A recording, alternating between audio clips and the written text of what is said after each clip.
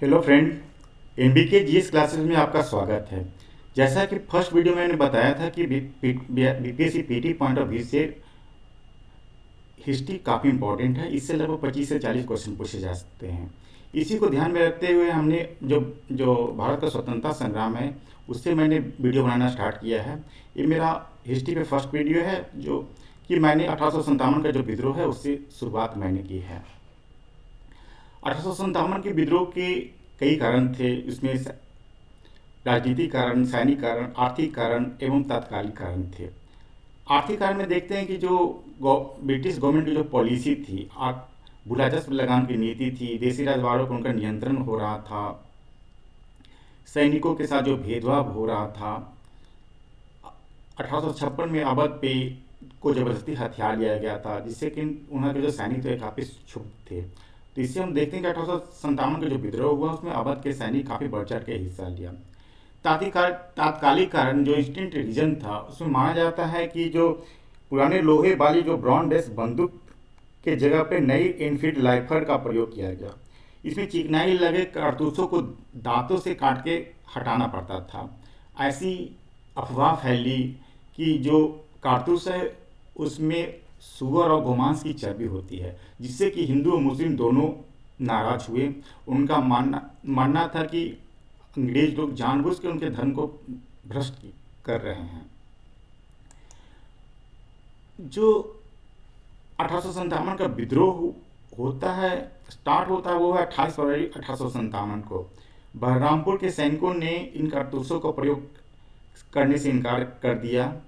उसी में 29 मार्च 1857 को बैरकपुर छावनी के सैनिक मंगल पांडे, काफ़ी इंपॉर्टेंट नाम है, उन्होंने विद्रोह किया और अंग्रेज अधिकारियों के हत्या कर दी। उनको फांसी दी गई। इस पर कई मूवी भी बने हैं। उसी के बाद जो मेरठ छावनी के जो सैनिक थे वो विद्रोह कर दिए और दिल्ली पहुंच गए। उन्होंने दिल्ली जाकर मुगल बादशाह जो अंतिम बादशाह थे बहादुर शाह जफर, उनको अपना सम्राट घोषित किया और नेता घोषित किया और दिल्ली पर अधिकार कर लिए। इसी के बाद जो है कि जो विद्रोह है वो कई क्षेत्रों में फैल गए हैं, खासकर उत्तर भारत, मध्य भारत में। ये कुछ फैक्ट है जो कि पूछे जाते हैं कि विद्रोह का केंद्र कहाँ था और भारतीय नेतृत्वकर्ता कौन थे। जैसे कि दिल्ली में बहादुर शाह जफर, लखनऊ में बेगम हजरत महल, उसी अनुसार झांसी में रानी लक्ष्मीबाई, जगदीशपुर जो कि बिहार में है वीर कुंवर सिंह और अमर सिंह, काफ़ी इंपॉर्टेंट है। इसके साथ साथ विद्रोह को कुचलने वाले जो ब्रिटिश अधिकारी थे, अगर उनका भी नाम आप याद रखते हैं तो काफ़ी कभी कभी क्वेश्चन पूछे जा सकते हैं। लेकिन भारतीय नेतृत्वकर्ता और विद्रोह का केंद्र क्या थे वो याद रखना बहुत आवश्यक है, क्योंकि डायरेक्ट क्वेश्चन इससे पूछे जा सकते हैं। ये विद्रोह असफल क्यों रहा, इसमें कुछ रीजन है। जैसे कि विद्रोह का सीमित विस्तार था। जो मुख्य विद्रोह हुए थे वो मध्य भारत, उत्तर भारत में ही केंद्रित थे। दक्षिण में इसका विस्तार नहीं के बराबर था। देसी नरेशों में जो सामंत था उनका भी सहयोग उनको मिल रहा था। सिंधिया, होलकर, सिख सरदार आदि अंग्रेजों को विद्रोह को दबाने में सहायता कर रहे थे। इवन जो उसमें कोई भूस्वामी लैंडलॉर्ड थे, जमींदार, उन्होंने भी अंग्रेजों को सहायता किया था। जो इसमें आम लोग की भागीदारी बहुत कम के बराबर थी। जो उच्च और मध्यम शिक्षित वर्ग थे उन्हीं का इसमें प्रभाव रहा था। विद्रोहियों को साधन बहुत सीमित थे। उनके पास धन, युद्ध सामग्री की कमी थी। उनके पास न कोई निश्चित उद्देश्य भी नहीं था कि आगे क्या करना है। न कोई रचनात्मक विचारधारा थी, न ही कोई भविष्य की कोई योजना थी। अंग्रेजों की अनुकूल परिस्थिति की उनके पास रेल का साधन था, एक जगह से दूसरी जगह सैनिक को ले जा सकते थे। इवन समुद्री जो क्षेत्र थे उसको भी उनका अधिकार था, जिससे कि कई देशों से सैनिक यहाँ उनको बुलाकर विद्रोह को शांत करने में उनको सहायता मिला। ये क्वेश्चन इससे पूछे जाते हैं कि विद्रोह का नेचर क्या था। इसमें सिर्फ बीटी पॉइंट ऑफ व्यू से ये याद रखना है, जैसे सैनिक स्वरूप थे। जॉन लॉरेंस और सिले ने इनको सैनिक स्वरूप कहा, रिज ने धर्मयुद्ध कहा। इसी प्रकार टी.आर. होम्स ने बर्बरता और सत्ता का संघर्ष कहा। तो ये कुछ 2-3 टर्मोलॉजी है जो कि आपको याद रखना है, इसे क्वेश्चन पूछे जाते हैं। इसी अनुसार कुछ लोगों ने पुनर्स्थापनावादी स्वरूप इसको कहा है, क्या कि वो जो ब्रिटिश पूर्व व्यवस्था थी उसमें वो विद्रोही लौटना चाह रहे थे। किसी ने किसान विद्रोह के रूप में इसको माना है। लेकिन ये दो इम्पॉर्टेंट हैं, ये इम्पॉर्टेंट है कि राष्ट्रीय आंदोलन के रूप में भी इसको कहा गया है। जो इसकी शुरुआत जो इंग्लैंड के नेता डिज़रायली, जो कि वहाँ के प्रधानमंत्री भी रहे हैं, भारतीय नेता जो बी डी सावरकर, जो कि राष्ट्रीय स्वयंसेवक से भी जुड़े हुए हैं, अशोक मेहता, इन्होंने इससे राष्ट्रीय विद्रोह माना। उनका कहना था कि जो अंग्रेजों को सत्ता से हटाकर इनको पुनः जो पूर्व की स्थिति उस पर वो लौटना चाह रहे थे। इसमें बहुत बड़े पैमाने पर लोग की भागीदारी थी। तो Disraeli, B D Savarkar, Ashok Mehta, इन्होंने राष्ट्रीय आंदोलन के रूप में इसको माना है। इसको याद रखने की आवश्यकता है, इससे क्वेश्चन पूछे जा सकते हैं। उसी प्रकार स्वतंत्रता संग्राम के रूप में इसको माना गया है। उसमें बी डी सावरकर और डॉक्टर सेन ने ये बोला है। तो ये सब कुछ 5-6 पॉइंट है जिसको याद रखने की आवश्यकता है, जिसमें डायरेक्ट क्वेश्चन पूछे जा सकते हैं। अब इम्पॉर्टेंट है कि 1857 के विद्रोह का परिणाम क्या हुआ। तो परिणाम में देखते हैं कि महारानी विक्टोरिया ने घोषणा की थी अब ईस्ट इंडिया कंपनी से जो भारत का शासन है वो ब्रिटिश क्राउन के हाथों में चले गए थे।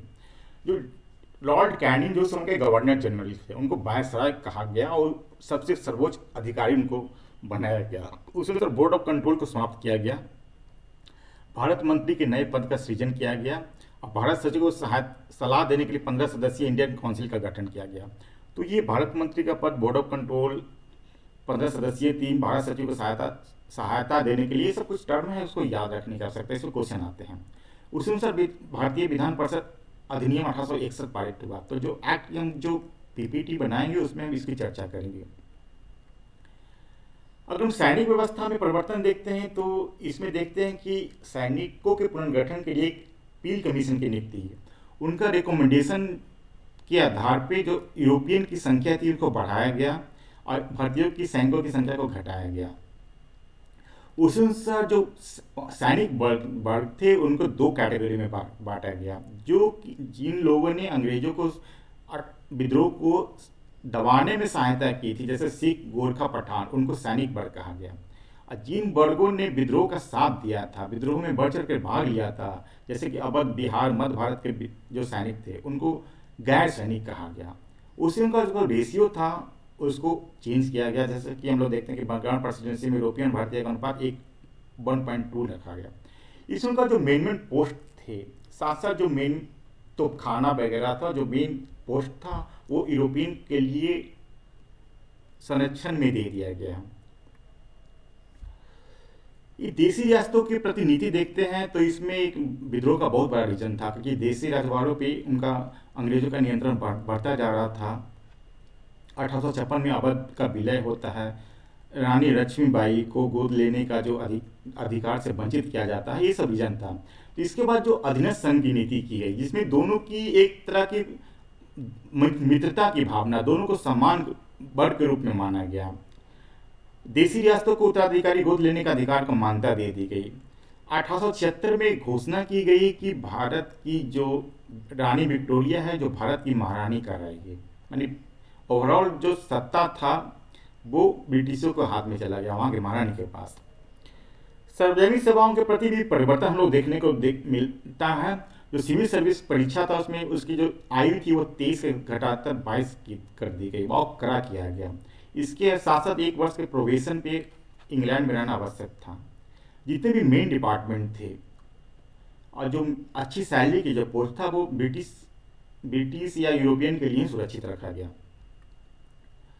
जमींदारों को प्रतिनिधि हम लोग देखते हैं तो जो आप लोग लगान व्यवस्था में, परमानेंट सेटलमेंट, स्थायी व्यवस्था देखते हैं, उसको लागू करने के पीछे एक रीजन ये भी था कि एक जमींदार वर्ग एक लाइटनिंग कंडक्टर के रूप में हेल्प करेंगे।